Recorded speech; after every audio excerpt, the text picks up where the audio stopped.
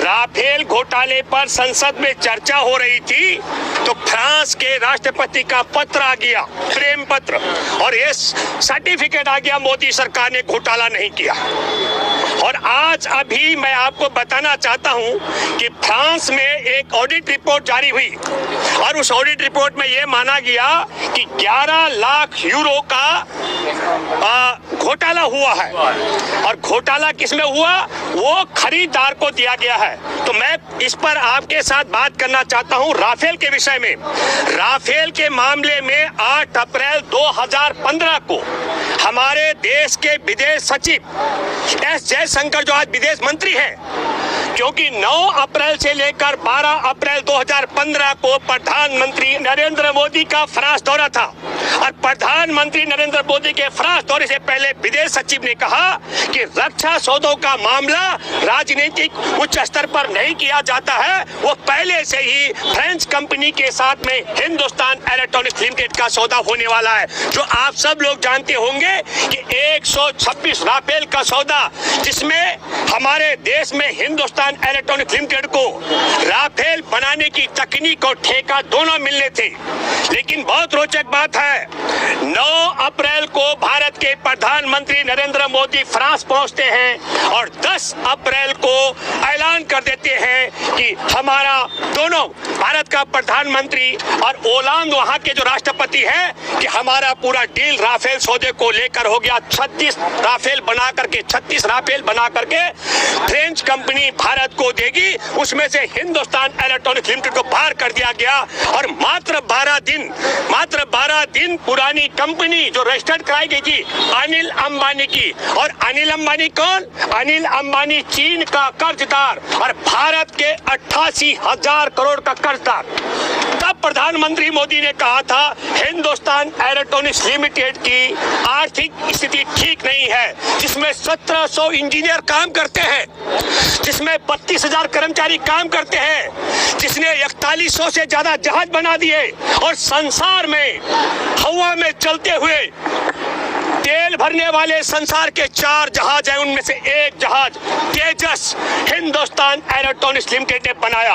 तो जो तेजस जैसा जहाज बना सके, जिसके पास 1700 इंजीनियर काम कर रहे हो, 7 दशक से पुरानी भारत सरकार की कंपनी हो, 4100 जहाज बना चुकी हो, 32,000 कर्मचारी हो, वो राफेल बनाने की तकनीक और ठेका हासिल करने के हकदार नहीं।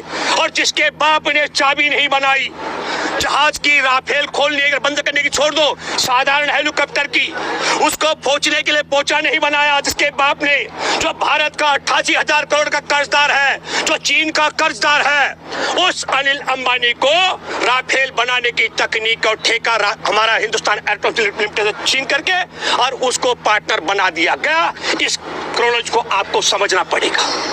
और मैं फिर कहना चाहता हूं, एक और क्रोनोलॉजी आप सब लोगों को मालूम होगा।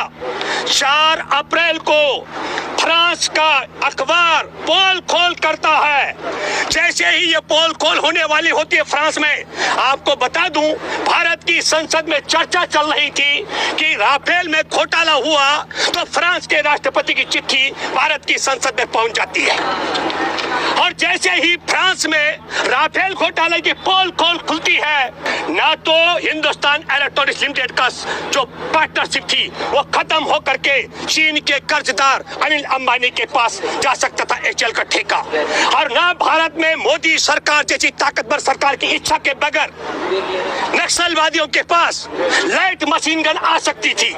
और यही नहीं, लाइट मशीन गन के अलावा आप सब लोग देख रहे होंगे 22 से ज्यादा जवानों की शहादत हो चुकी है, ये 35 जवान घायल है, 2 जवान अभी लापता है। तो मैं एक बात आपके सामने कहने आया हूँ, इस पूरी क्रोनोलॉजी में एक और चीज आप देखिए। तब के रक्षा मंत्री, मैंने विदेश सचिव का जिक्र किया, विदेश सचिव ने कहा कि राफेल के सौदे के विषय में प्रधानमंत्री कोई चर्चा नहीं करेंगे, और प्रधानमंत्री ने सौदा बदल दिया। हमारे देश के रक्षा मंत्री थे तब, उनका नाम था मनोहर पारिकर, उन्होंने कहा कि ये डील रक्षा मंत्रालय का मामला है, हिंदुस्तान इलेक्ट्रॉनिक्स लिमिटेड का मामला है, फ्रेंच की राफेल बनाने वाली कंपनी का मामला है, प्रधानमंत्री इसमें हस्तक्षेप क्यों कर रहे हैं? तो प्रधानमंत्री नरेंद्र मोदी ने तत्काल संघ प्रमुख मोहन भागवत के इशारे पर रक्षा मंत्रालय छीन करके उनको मुख्यमंत्री बनवा डाला। क्यों? क्योंकि विश्व में जहाज बनाने वाली, लड़ाकू जहाज बनाने वाली कंपनियों ने बहुत बड़ी सुपारी दे दी थी संघ परिवार को। हिंदुस्तान एरोनॉटिक्स लिमिटेड को राफेल बनाने की तकनीक और ठेका मिलने से जो उन्नति होने वाली थी भारत सरकार की कंपनी की, उस उन्नति को रोकने के लिए संघ परिवार ने सुपारी ले ली थी। इसलिए मनोहर पारिकर को रक्षा मंत्रालय से हटा करके गोवा का मुख्यमंत्री बनाया गया।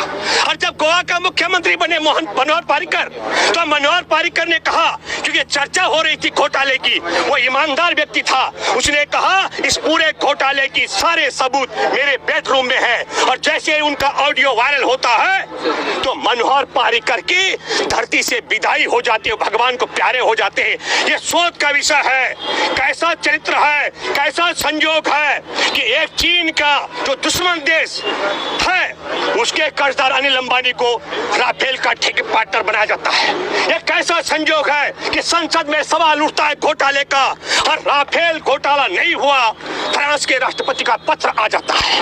और यह कैसा संयोग है कि तब का रक्षा मंत्री कहता है मेरे पास घोटाले के सारे सबूत हैं, और वो भगवान को प्यारा हो जाता है। और यह कैसा संयोग है कि जैसे ही राफेल की घोटाले की पोल खोल खुलती है फ्रांस में, तो बीजापुर में लाइट मशीन गन से हमारे सीआरपीएफ के जवानों की हत्या करवाई जाती है। देशवासियों, इस क्रोनोलॉजी को आपको समझना चाहिए।